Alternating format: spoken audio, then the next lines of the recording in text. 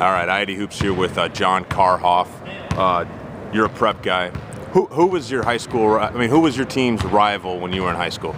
Oh man, it kind of seemed like we like to think of prep that everybody's our rival. Everyone tries to bring their best against us when we play at prep, but man, we had trouble our junior year beating Benson. We had some great games against them.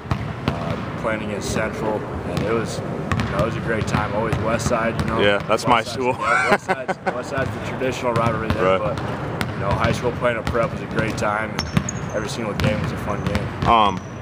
What about carrying the Omaha flag? Obviously being an Omaha guy, and then there's some other Omaha players on the team, and now you're playing for the University of Omaha. What's that been like these 4 years? Yeah, CJ and Caleb. Caleb went to prep with me. CJ went to Benson.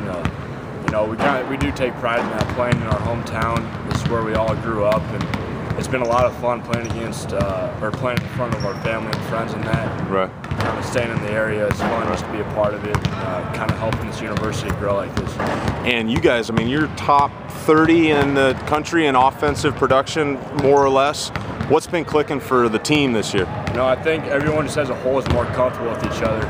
Last year, we turned it on in the second half of the year, but first half of the year we were new with each other, and it kind of took us a while to gel. Right.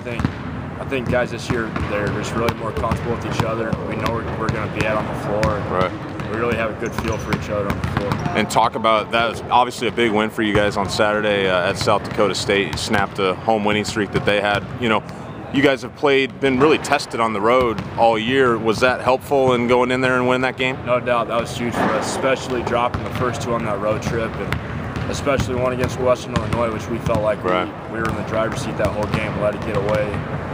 So that's definitely a tough place to play. It was a real fun game though, playing in that environment like that. But that was definitely big for our psyche, kind of winning on the road in a close game like that. Right, and you guys had a nice one at Nevada earlier this year. Now I know one of your losses, and I know as a player, there's maybe not good losses, but one of your losses was at Iowa, and I know that's a team you grew up really liking a lot. Iowa's turned out now further down the road to be looking like a really good team. Can you tell me about that Iowa team and how good they are? Yeah, number 10 in the nation right now, I think.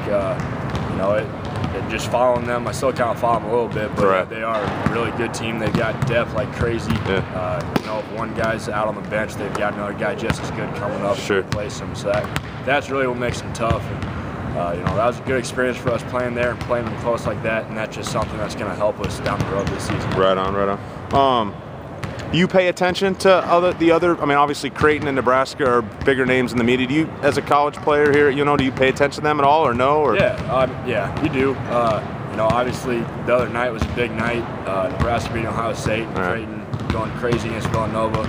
You do pay attention to that stuff. I was watching the Kansas game the other night, and they interviewed some Wichita State guys, and they were talking about how they kind of represent the state together. So I guess you kind of got to look at it that way, representing the state like that, and it's good for Nebraska basketball as a whole, having teams play well for us, and until we play them, I guess we're representing them. Right, and we all want you guys to play them. It's just the other people sometimes don't want it as much.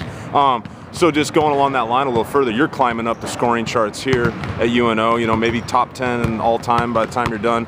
Obviously, Doug's doing some really good things down at Creighton. Talk about kind of what he's doing and what it's like to just kind of be a player in your senior year, just kind of climbing past all these milestones. Right. Obviously, Doug's a great player. He knows what he's doing out there. He's been a lot of fun just to follow and watch, and the excitement he's brought Omaha is kind of a cool thing to see. But personally, for me, it's just kind of been being more consistent than anything. And I think that's what's kind of gotten me to these points in the books like that. But a lot of it's a lot of great teammates playing with them, and a lot of good coaches. It's fun to be a part of.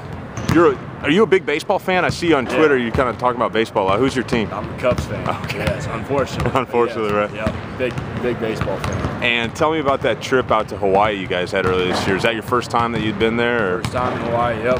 It was a great experience. Obviously the game didn't turn out like we wanted it to.